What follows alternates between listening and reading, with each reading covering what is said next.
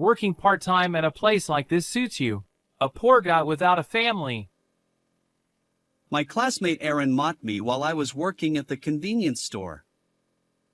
However, in the next moment, thunk, the sound of a blow to the head echoed through the quiet store. You apologize immediately. The father of the classmate who had been harassing me appeared and scolded his son. Upon learning the reason, tears welled up in my eyes. My name is Cyrus. Ever since losing my parents in an accident when I was young, I've been an orphan, transferring schools multiple times. I moved from one relative's house to another. Initially, my relatives treated me kindly, but raising someone else's child is undoubtedly challenging. When it was time to move to the next home, they would send me off with a cheerful "take care." Never once did they say, "You're welcome back anytime." Through these frequent changes, I learned how to live without inconveniencing others. During my 8th grade, for some reason, I ended up staying with the Anderson couple, who were in their 50s. Paul and Betty Anderson were both qualified lawyers who had worked busily as attorneys until a few years ago. Now they had retired and were living peacefully. I couldn't fathom why they took in an unrelated orphan like me. Regardless of the reason, I wanted to stay here forever. This town held warm memories because it was where I lived with my parents until their accident. Walking the streets, those memories resurfaced. How long will the Andersons let me stay in their home? Reflecting on my past, I vowed to live quietly without causing trouble until the time came for me to leave. Contrary to my thoughts, the Anderson couple treated me like true family, showering me with kindness. Cyrus, let's go fishing together. Cyrus, what would you like for dinner tonight? Since my parents' passing, I hadn't had conversations like these. I realized that genuine family warmth existed. Gradually, I opened my heart to the Andersons. In my 3rd year of middle school, Paul asked me about my future plans. After graduating from school, I'll work and become self-reliant. Please let me stay here a little longer. I expressed my intention to start working without hesitation. We consider Cyrus as part of our true family. You can stay here as long as you need, and don't worry about money. Seriously think about your future. Paul's kindness overflowed. Although his words made me happy, I had never thought about my future until now. Focused on not inconveniencing others, I hadn't considered what I liked or what I wanted to do. Seeing my struggle to envision my future, Paul smiled. What Cyrus needs is time to face himself. Whether you want to work or study hard, high school is your chance. The Anderson couple, who always considered my well-being, enrolled me in high school to broaden my horizons. In high school, I encountered a man named Aaron again. Aaron was a classmate from elementary school.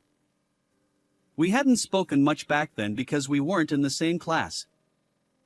However, in high school, Aaron took every opportunity to make snide remarks and harass me.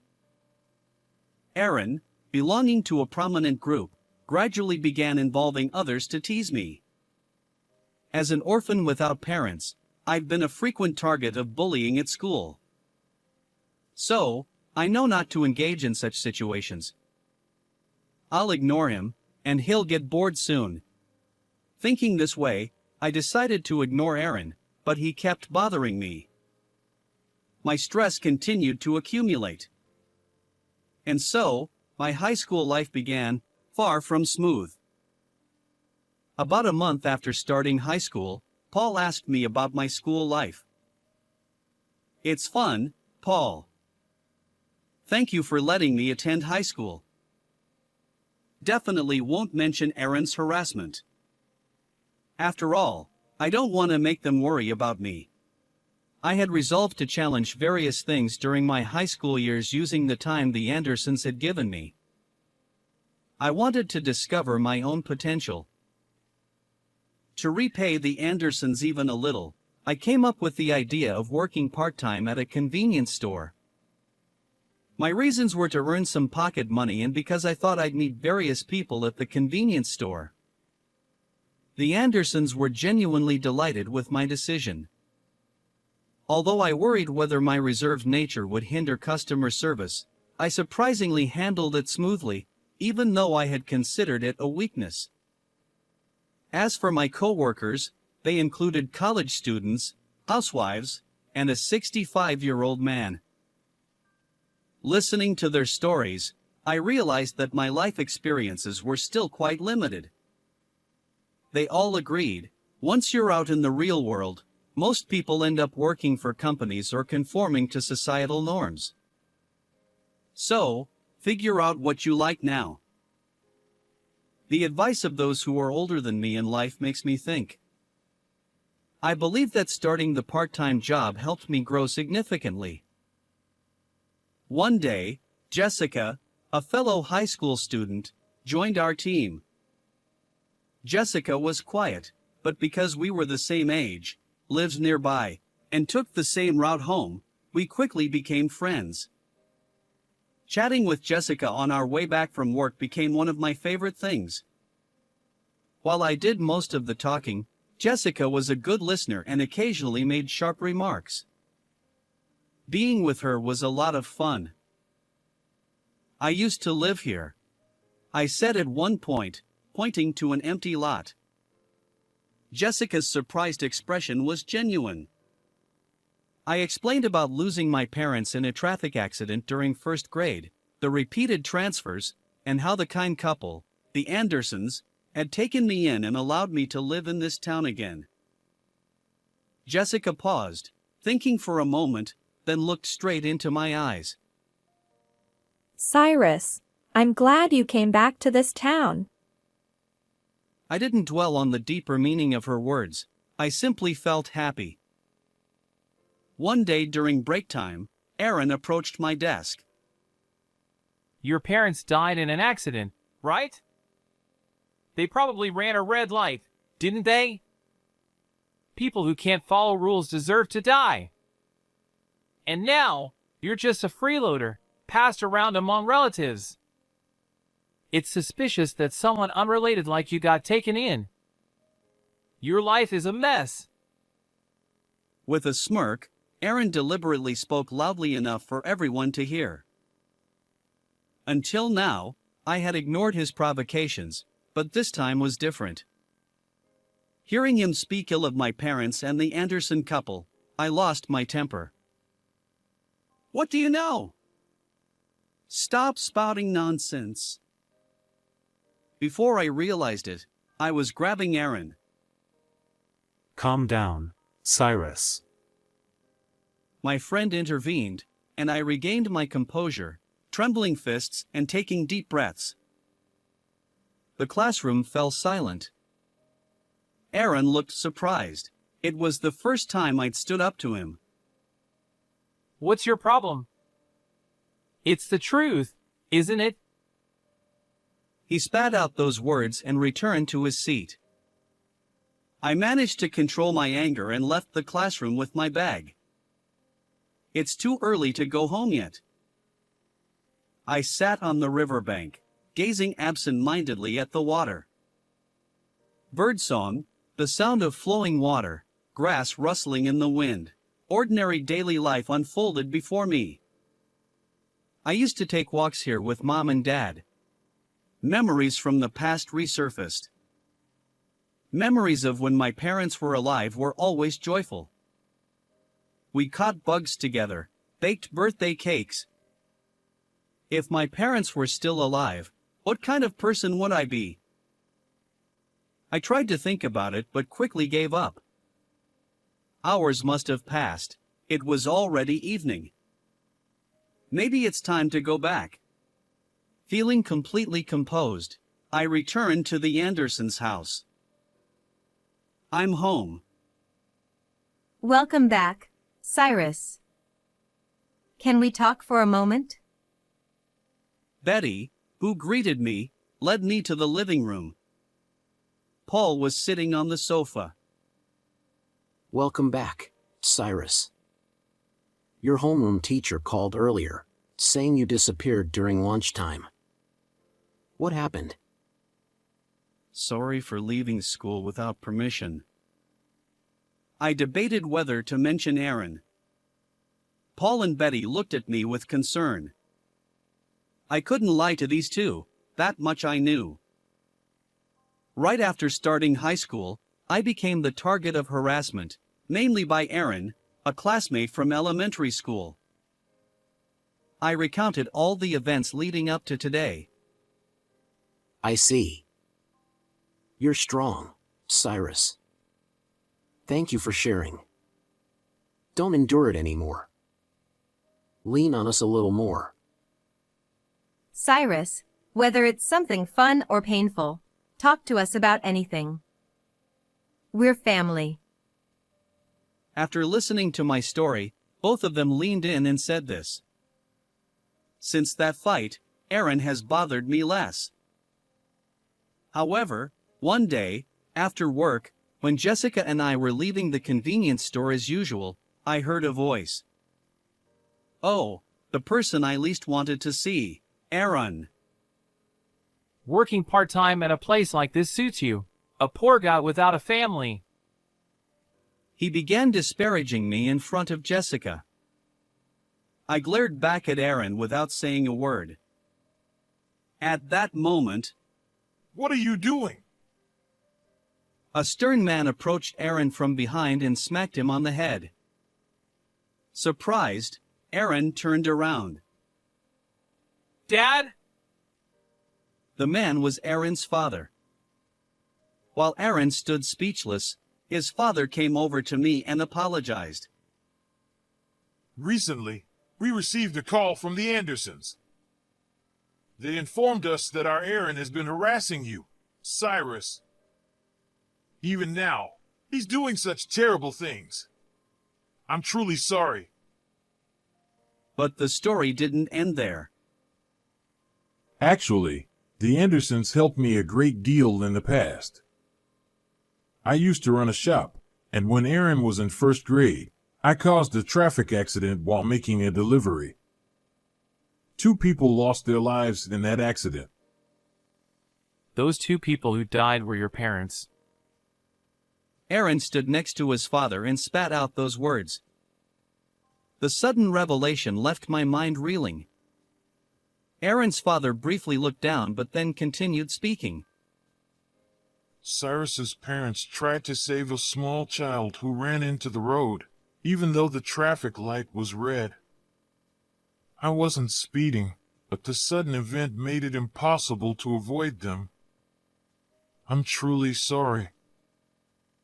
Aaron's father seemed visibly distressed, his arms trembling with tension. People around me suspected that I was speeding. The shock of causing an accident was bad enough, but being doubted took a toll on me both mentally and physically. The Andersons were the ones who helped me. In the aftermath of the accident, Aaron's father sought legal assistance from Paul. As it turns out, the Andersons were Paul's upperclassmen from college, and they had known each other for a long time. They listened empathetically and gathered evidence to address the unavoidable nature of the accident. Thanks to their efforts in dispelling misconceptions, Aaron's family could continue living together, and their shop reopened. Aaron's father expressed heartfelt gratitude to the Anderson couple. However, after the accident, false rumors circulated. Aaron's family couldn't walk outside for a while, and even after reopening the shop, customers rarely came. Aaron faced bullying at school. Because the Andersons helped us, we can live a normal life now. Aaron's father reprimanded him. Why did you run despite a red light? Dad, who followed the rules, was suspected, and I suffered. Dad isn't at fault. Aaron seemed to channel the frustration he had felt in the past. Knowing that Aaron's father had also endured hardships due to the accident and had considered me, my heart tightened. Aaron's father said, Aaron, I'm sorry. I thought Aaron had forgotten about the accident a long time ago because you were so young. Let's go home and talk slowly. Aaron's father spoke to Aaron in this way, and then, looking apologetic, he placed his hand on Aaron's back and the two of them slowly walked away. Jessica, who had been listening to the whole story, suddenly spoke up from behind. Cyrus. You know, your parents protected me during the accident. Jessica's sudden confession left me speechless. According to Jessica, on the day of the accident, when she was in first grade, she was walking her dog. The dog suddenly ran towards the road in response to a flying bird. Jessica, who had let go of the leash, desperately chased after the dog and ended up on the road. At that moment, a truck came from her right, and Jessica's parents, who had witnessed the accident, rushed to protect her. They pushed Jessica out of the way, sacrificing themselves. Jessica later learned that the two people who had helped her were my parents. Jessica's parents had gone to apologize, but Jessica was in shock from the accident and stayed indoors for a while. When she finally started going outside again, she found out that I had been taken in by a distant relative's family, who were not even related to me.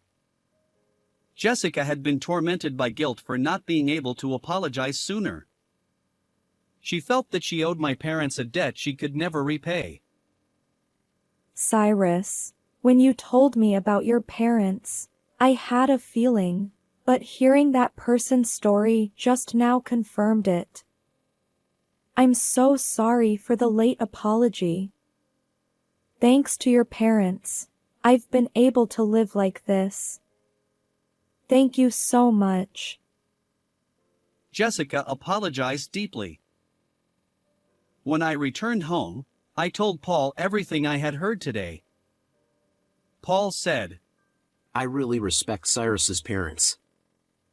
It's not something anyone can do, risking their lives to protect someone else's child. Since the accident, I've always wanted to protect Cyrus, who was born to such admirable parents. That's why we decided to take you in. Paul had been concerned about me, who had been left alone. Because my parents had given their lives to protect someone else's child, I was able to live with Paul and Betty, attend high school, work part-time, and meet Jessica, whom they had also helped. Various elements connected like a single thread, and I became convinced that I could live strongly.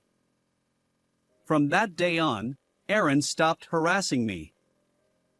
No one else bothered me. The classroom atmosphere became more pleasant, and I was finally able to enjoy a peaceful high school life. In my third year of high school, I quit my part-time job at the convenience store to focus on studying for university entrance exams. Inspired by the stories of the college students I had met, I decided to pursue a legal career. I wanted to become a lawyer like Paul and help others. I was accepted into university, and Jessica was accepted into the same university. We had actually been dating since our second year of high school. Cyrus, let's go tell the convenience store where we work that we got accepted. With those words, Jessica started running along the embankment. Whether it was fate or not, we had met. Knowing our pasts and having hope for the future, we cherished ourselves. From now on, I would continue to live my life, proud of my parents who had risked their lives to help others. With that thought, I started running along the embankment where I had once walked with my parents. How did you like this story? If you enjoyed it, please consider subscribing to my channel. Until next time.